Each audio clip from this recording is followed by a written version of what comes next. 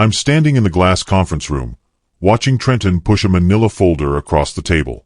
HR sits beside him, silent as a stone. The folder contains my new assignment, Product Archiving Specialist. Trenton calls it a strategic realignment. I see the smugness in his eyes, the way his lips curl just slightly. My pulse hammers in my ears. I ask, "You're burying me, aren't you?" He leans back in his chair, fingers tapping the armrest. "If that's how you feel, Nathan." His voice is smooth, rehearsed. The HR woman clears her throat but says nothing. I look down at the paperwork. 8 years of loyalty, reduced to this. My hand shakes as I reach for the pen.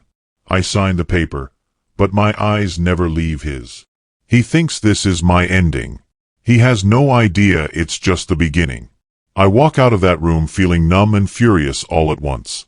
My legs move on autopilot down the hallway. People pass by without looking at me. I'm already invisible. Let me tell you who I am. My name is Nathan Cole. I'm 33 years old. 4 stable, drama-free years. I've been an operations analyst at this company. I earned trust. I built relationships. I had everything to lose. My reputation, my mortgage, my sanity. Trenton became my manager 6 months ago. He brought his own team, his own favorites. I wasn't one of them. I overhear his voice echoing from around the corner. He's laughing with another manager, someone from finance. He'll quit by summer, Trenton says. They both chuckle. My jaw tightens. I keep walking, but something cold settles in my chest. I won't quit. Not now. Not ever. Monday morning, I report to Product Archiving. It's in the basement, past the loading dock, behind a door marked Storage B. I push it open and the smell hits me first. Dust, old paper, stale air. The lights flicker. Half of them don't work. There are shelves stacked with binders nobody's touched in years. Broken chairs lean against the walls. A woman from facilities is waiting for me. She looks tired. "You're the new guy?" she asks. I nod. She hands me a key card. "Good luck," she mutters. "People don't come back from this department." She leaves before I can respond. I stand there, taking it all in. This is a corporate graveyard. But at the back corner, I notice something, a barely functioning workstation. The computer screen glows faintly. It's old, outdated, but it's connected to the network. I sit down and log in. Access granted. Interesting. I spend the first week going through buried databases. Most files are decades old, outdated process chains, unfiled error reports, abandoned projects. Nobody cares about this stuff anymore. But I notice something strange. Dozens of these old reports trace back to decisions authorized by one person. Trenton Hale. My frustration sharpens into something colder. This isn't random. I open another file. Then another. The pattern repeats. Cost-cutting measures that never worked. Vendor changes that caused delays. Policy shifts that created chaos. All signed off by Trenton, back when he worked in operations before becoming a manager. My heart beats faster. Then I find a file marked Hale, Override, Confidential. I try to open it. Corrupted. But the timestamp shows it was modified last year. Recently. Someone corrupted this file on purpose. My hands hover over the keyboard. This is bigger than I thought. I start cataloging everything quietly. I create a private folder on my workstation and begin documenting dates, decisions, discrepancies. I don't accuse anyone. I don't complain. I just organize the data. Every decision Trenton made, every approval he gave, every failure that followed. I map it out like a timeline. My internal monologue becomes a mantra. Revenge isn't rage. Revenge is math. I work through lunch. I stay late. Nobody checks on me. Nobody cares what happens in archiving. That's the point. Then, 3 days later, I get an email from IT. Subject: Unusual access activity. My stomach drops. The email says someone flagged my account for accessing files that haven't been touched in years. They're asking why. My hands go cold. Someone noticed. I stare at the screen, thinking fast. If I panic, I'm done. If I ignore it, I'm suspicious. I need to respond carefully. I reply to IT within an hour. My message is simple, professional, harmless. I've been tasked with improving departmental efficiency and identifying outdated records for potential disposal. Happy to discuss further if needed. I hit send and wait. The response comes the next morning. Understood. Proceed as needed. Let us know if you require additional access. They bought it. Relief washes over me. I lean back in my chair, exhaling slowly. They like harmless. They like efficiency. I can work with that. Later that afternoon, I get a private message on the company chat system. It's from someone named Derek Lee, a senior analyst in operations. Are you the one fixing the backlog in archiving? I hesitate before responding. Yeah, that's me. His reply is instant. Keep going. Someone needs to clean up that mess. Validation. Small but real. I'm not invisible anymore. At least not to everyone. While analyzing old workflows, I discover something that makes my heart race. Trenton repeatedly approved cost-saving changes that actually cost the company more money long-term. He'd cut vendor contracts to save a few $1,000s. Then the company had to rehire those vendors at higher rates 6 months later. He'd eliminate quality checks to speed up production.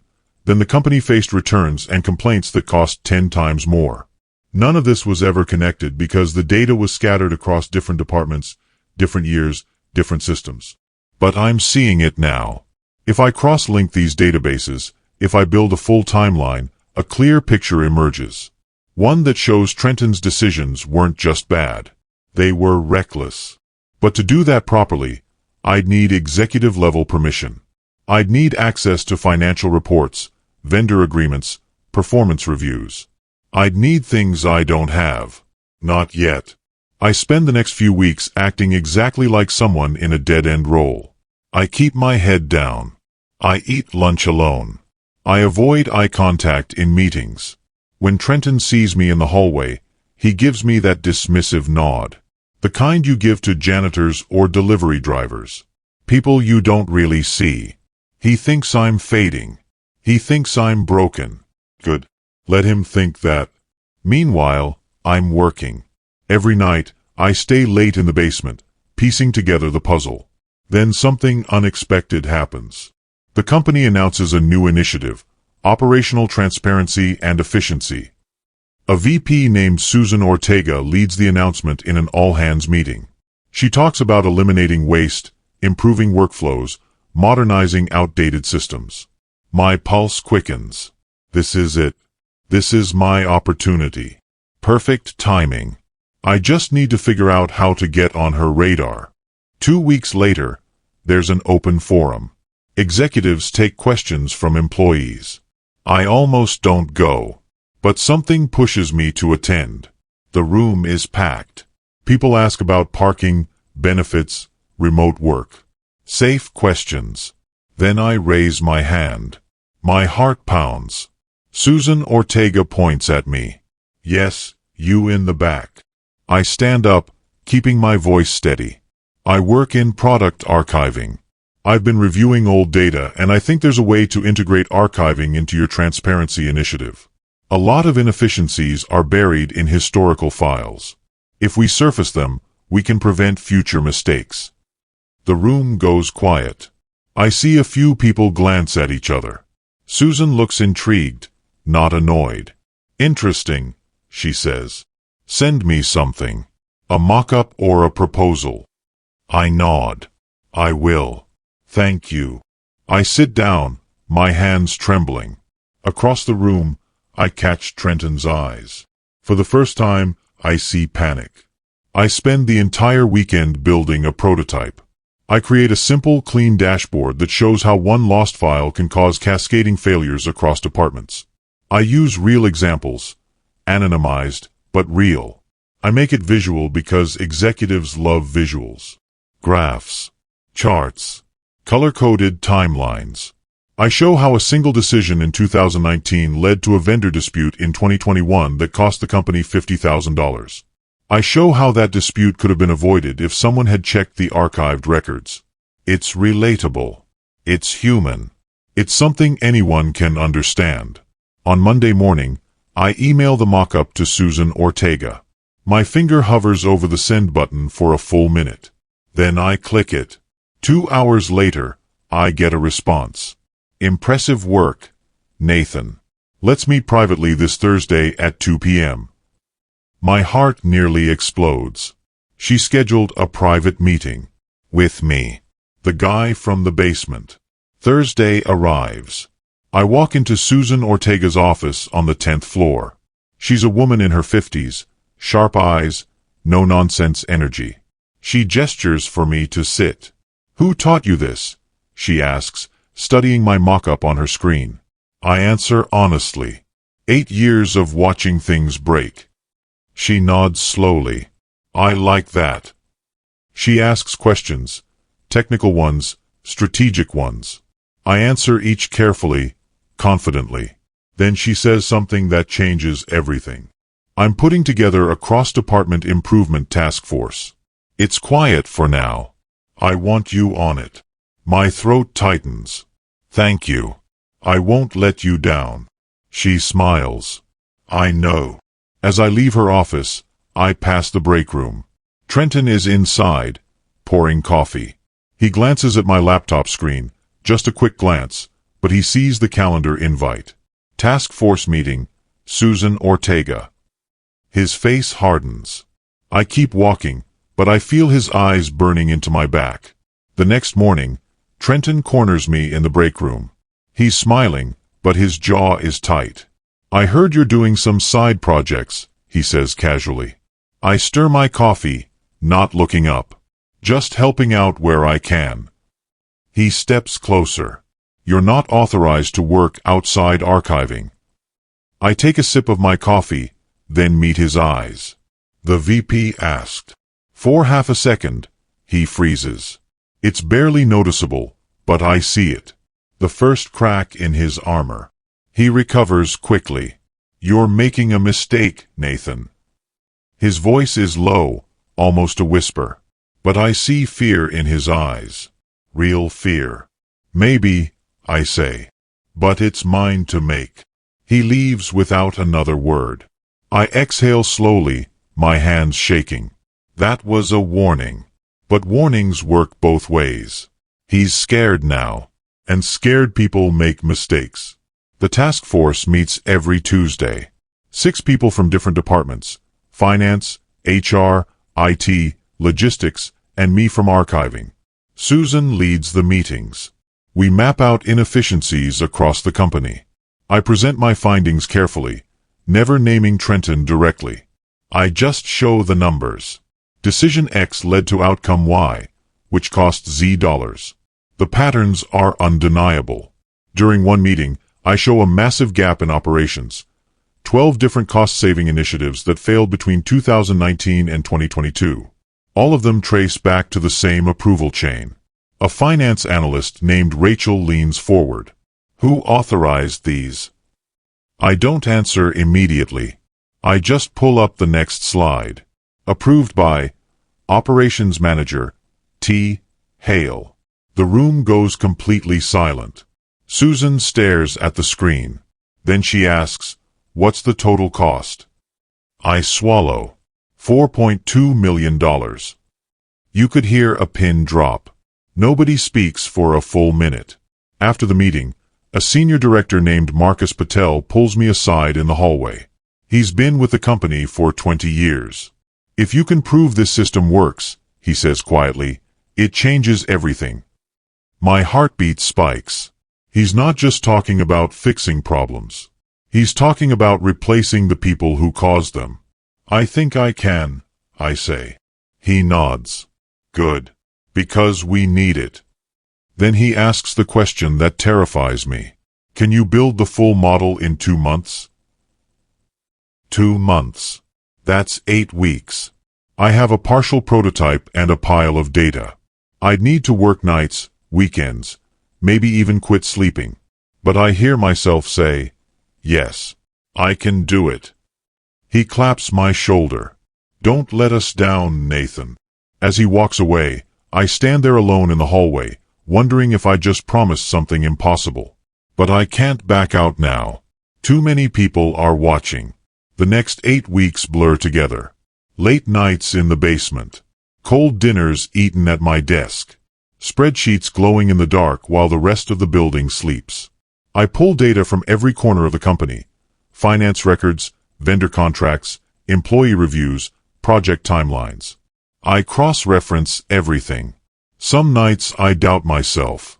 The model is massive, complicated, fragile. One wrong calculation and the whole thing falls apart. But then I find another pattern, another connection, and I keep going. My friends stop calling. My apartment becomes a mess. I lose weight. But the model takes shape. It's beautiful, in a way. A complete map of inefficiency. Every decision, every consequence, every dollar wasted. Then I hit a wall. There's a missing piece. Data that only operations can authorize. Payroll records, internal performance reviews, budget allocations. All of it locked behind Trenton's department. I need his approval. The irony is suffocating. I submit a formal data request to operations. Trenton denies it within an hour. His response is short and brutal. Archiving doesn't need that information. Request denied. I stare at the email, feeling the walls close in. Without that data, the model is incomplete. I can't finish. I can't prove anything. I consider giving up. Then, late that afternoon, I get a message from an internal email I don't recognize. Subject: after 6 p.m. No body text. Just those 3 words. I look around the empty basement. My instincts scream trap. But desperation is louder than caution. At 6:30, I walk to operations. The floor is mostly empty. I see someone waiting by the copy room, Trenton's assistant, a woman named Angela.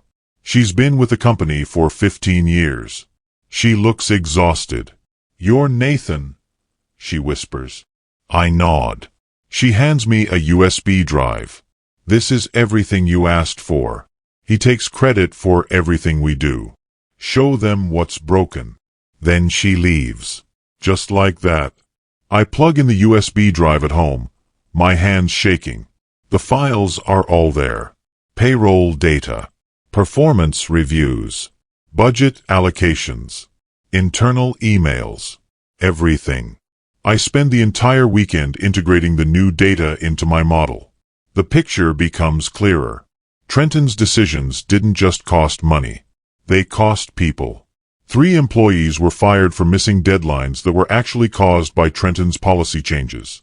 A vendor sued the company because Trenton refused to honor a contract he'd personally approved. Then I find something that makes my blood run cold. Last year, the company lost a major client, TechFlow Industries. The official report blamed market conditions. But the emails tell a different story. TechFlow left because of repeated delays and miscommunication, all caused by workflow changes Trenton implemented. This isn't just poor management. This is career-ending negligence. I stare at the screen for hours. I could delete this. Pretend I never saw it. But no. Truth isn't sabotage. Truth is truth. Monday morning, I walk into work feeling like I'm carrying a bomb. The data on my laptop could destroy someone's career. I consider the weight of that. Is this revenge? Is this justice? I don't know anymore. Then I get an email from HR. Subject: mid-year performance audit announcement. My stomach drops. The company is conducting a surprise audit of all departments. Management performance, budget efficiency, employee satisfaction. It's happening in 3 weeks. I glance across the office. Through the glass walls, I see Trenton at his desk. He's on the phone, but his face is pale. He looks shaken. Susan Ortega appears beside my desk. "Nathan, can we talk?" I follow her to a conference room. She closes the door. "The audit committee wants to see your transparency model," she says. "You're closest to the data. Can you present it?" My mouth goes dry. "Yes, I can do that." She nods. Then adds, almost casually, "Trenton will be in the room. The presentation is scheduled for Friday. 4 days away." I barely sleep. Every night, I rehearse in an empty conference room, practicing my delivery, refining my slides. My hands shake every time I imagine Trenton sitting across from me. This is bigger than I ever planned. If I fail, I'm fired. If I succeed, he's fired. There's no middle ground. On Thursday night, I'm still at the office at 2 in the morning. The building is silent. I run through the presentation one last time. My voice echoes in the empty room. Then my phone buzzes. A voicemail. I don't recognize the number. I press play. Trenton's voice fills my ear, low and threatening. "Back off, Nathan. I'm warning you. You have no idea what you're doing. Drop this before you regret it." The voicemail ends. I sit there in the dark, my heart pounding. He's desperate. That makes him dangerous. But I've come too far to stop now. Friday morning. I arrive at the office early. The presentation is at 10. I set up the conference room, connect my laptop, test the projector. Everything works. My hands won't stop shaking. People start arriving. Susan Ortega, Marcus Patel, the CFO, 2 HR directors, a legal advisor. And then Trenton walks in. He sits directly across from me, arms crossed so tightly his knuckles turn white. His eyes are cold, hard. Susan starts the meeting. "Nathan has been leading our operational transparency initiative. We've asked him to present his findings." She nods at me. I stand up. My throat is dry. I begin. I walk them through the system I built, how it tracks decisions, connects outcomes, identifies inefficiencies. I keep my voice steady. No accusations. Just facts. Charts. Patterns. 15 minutes in, Trenton interrupts. "This is speculative," he says. "You're drawing conclusions from incomplete data." I pause. Then I pull up the next slide. Actually, the data is complete. Verified by finance, HR, and IT. His face reddens. I continue. I reach the critical slide. The one that shows the failed initiatives. 12 projects. $4.2 million in losses. A director leans forward. "Who approved these changes?" My cursor hovers over the name on the screen. I feel the weight of the room pressing down on me. Then I click. Approved by T. Hale, Operations Manager. The silence is deafening. Trenton explodes. "That's out of context.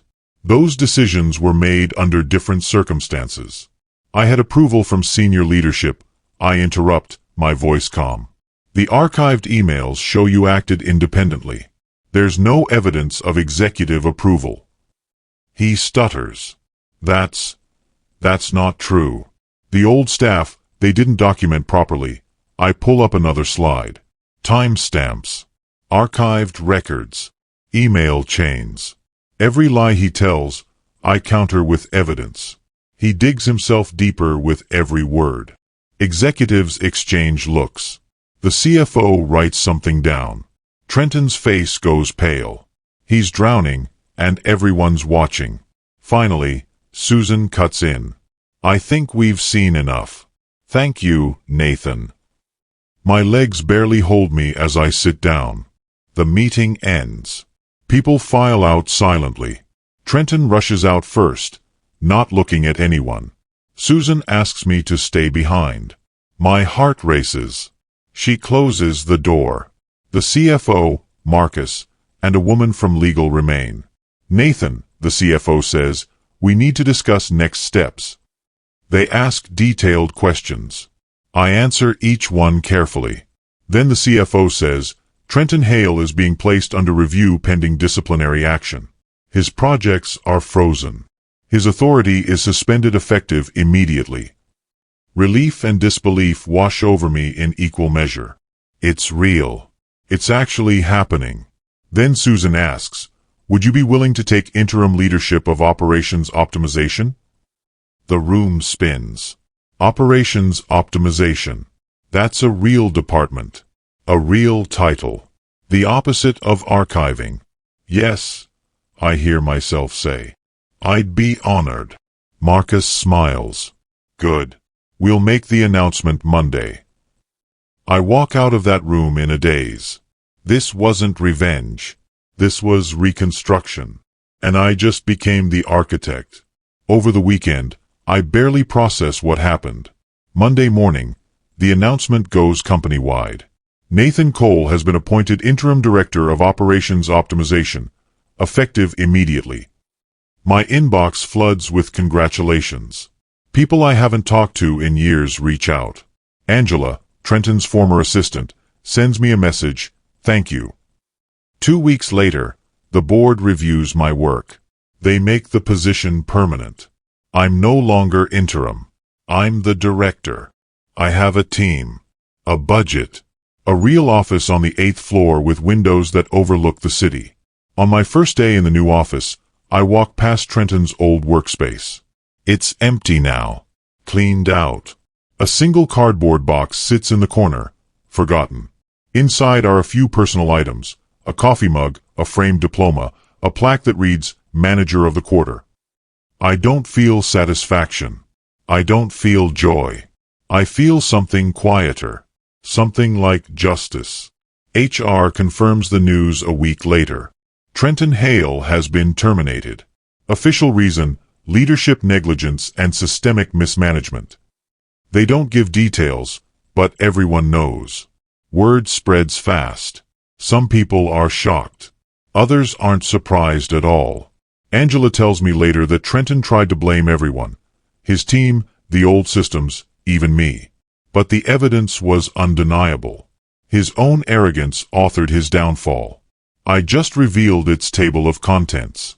I think about the moment he pushed that demotion paperwork toward me. The smugness in his eyes. The certainty that he'd won. He buried me in a dead role, thinking I'd disappear. Instead, I built something he never saw coming. Not revenge. Not rage. Just truth, organized and undeniable. I sit in my new office, looking out at the skyline. The city looks different from up here. Brighter. I finally understand something important. Your worth isn't determined by where someone puts you. It's determined by what you do once you're there. Months pass. My department grows. We implement the transparency system across the entire company. Inefficiencies drop by 30%. Costs go down. Employee satisfaction goes up. People start calling me for advice. I hire Angela as my assistant. She's brilliant, and she deserves to be recognized. One afternoon, I get an email from someone in archiving. The new person assigned to the role. "The systems you built down here are amazing," they write.